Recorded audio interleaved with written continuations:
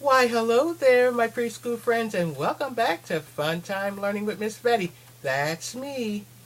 Today is still Wednesday, September the 28th, 2016. Today we are going to be learning all about the letter V. And we will also be tracing the letter V on Miss Betty's chalkboard. We will also learn our two new sight words that start with the letter V. And we will have our song that's all about the letter V and a story that has the letter V in it. So, let's get started.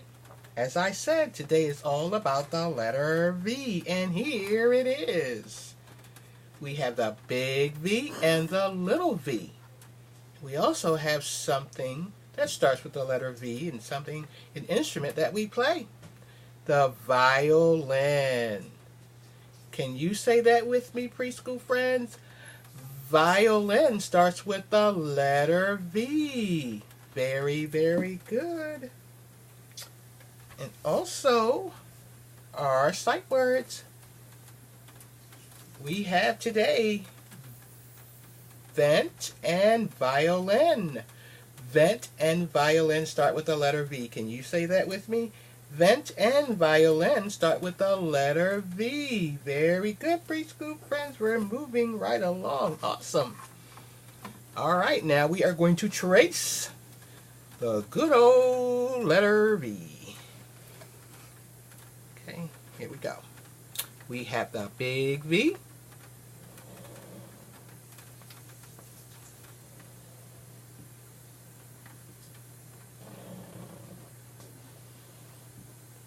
And there we have it. We traced the big V, and now we're going to do the little v.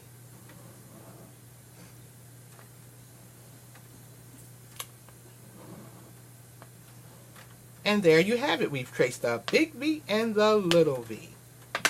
Give yourselves a hand, preschool friends. Yay! We've traced the big V and the little v. All right. Yay! Okay. Now we are going to have our song. It's all about the letter V.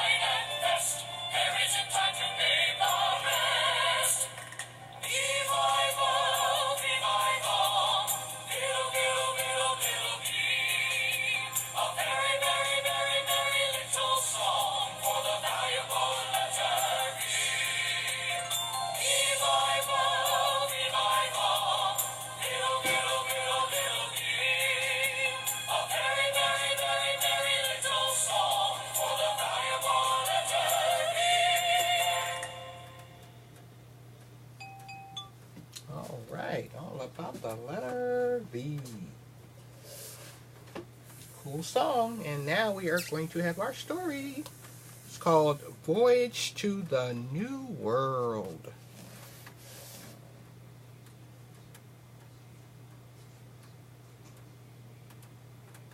Voyage to the New World.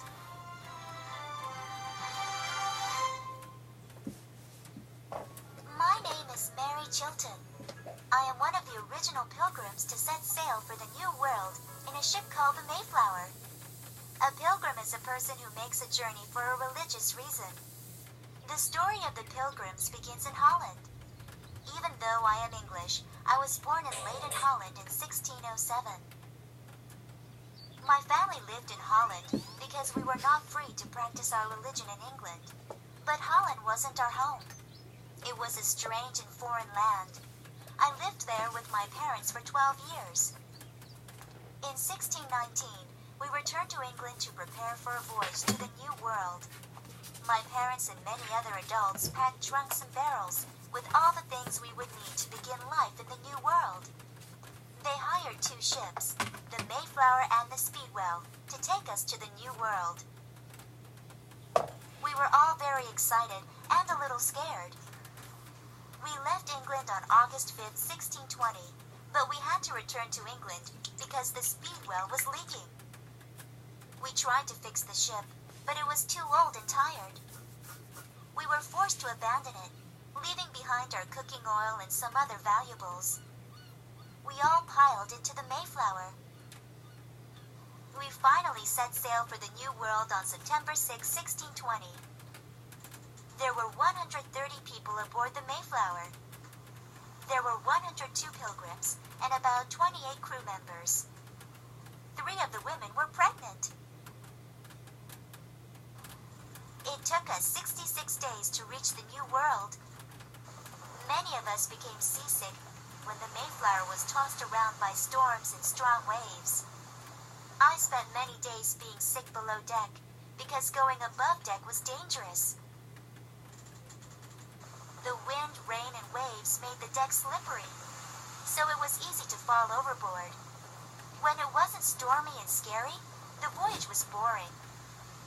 At home, I was never bored because I was busy helping my mother with the sewing, the laundry, or the cooking.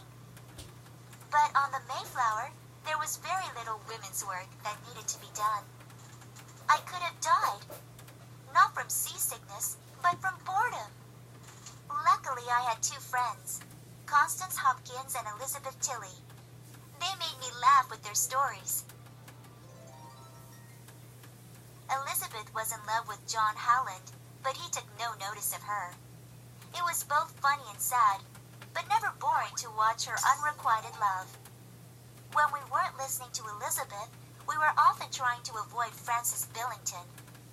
He was a bully who liked to pull our hair. He was such a troublemaker. Once he started a fire on board the Mayflower when he shot his father's gun below deck. Luckily, everyone heard the sound and put the fire out. The scariest moment aboard the Mayflower was when the ship was caught in a terrible storm for 2 whole days. In the single room below deck where we all lived, we huddled together and prayed to God to save us. We weren't sure that God was listening, however, because on the second day of the storm, one of the main beams below deck cracked. Many of the sailors were scared because they knew that the ship couldn't survive another storm. The passengers also feared they would die. But God was merciful. No other storms caught us, and only 2 men died on the voyage. On November 9th, 1620, we finally saw land. The ship's captain called the place Cape Cod, and he said it was many miles north of Virginia. We were all glad to see land after having spent 66 days in a small room with 102 seasick people. We were also looking forward to breathing fresh air because the Mayflower smelled most unpleasant. On November 13th, 1620, I was the first woman to step off of the Mayflower into the New World. I went ashore to help with the laundry. It was the only time in my life I was ever thankful to God for making laundry women's work, because it allowed me to stand firmly on the ground. We wanted to continue south to Virginia, because there were other Englishmen who had settled there, but our attempt to sail south failed. The ship didn't dare go far from shore because of the damage to the beam, so we decided to remain in Cape Cod. We sent the men out to explore, and on December 12, 1620, the men returned. They had found a suitable place. They had also made contact with Native Americans. On December 15, 1620, we went ashore and started our new life in the New World. It wouldn't be an easy life, but we were hopeful.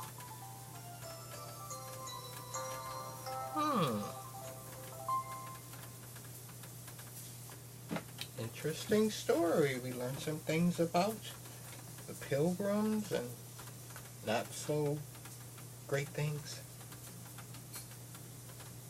But it was a very interesting story. Alrighty. And Miss Betty had to kind of struggle to find a story that started with the letter V. So it probably wasn't the best one. I apologize for that. But there was a lesson in there. So that's the important thing, right? Alrighty then. Well, my preschool friends, it is time for Miss Betty to say goodbye and sing her goodbye song. We ready? It's time to say goodbye now. It's time to say goodbye now. I'll see you real soon. I'll see you real soon. I hope we had some fun today. I hope we had some fun today. Wave bye-bye. Wave bye-bye. Bye-bye, preschool friends.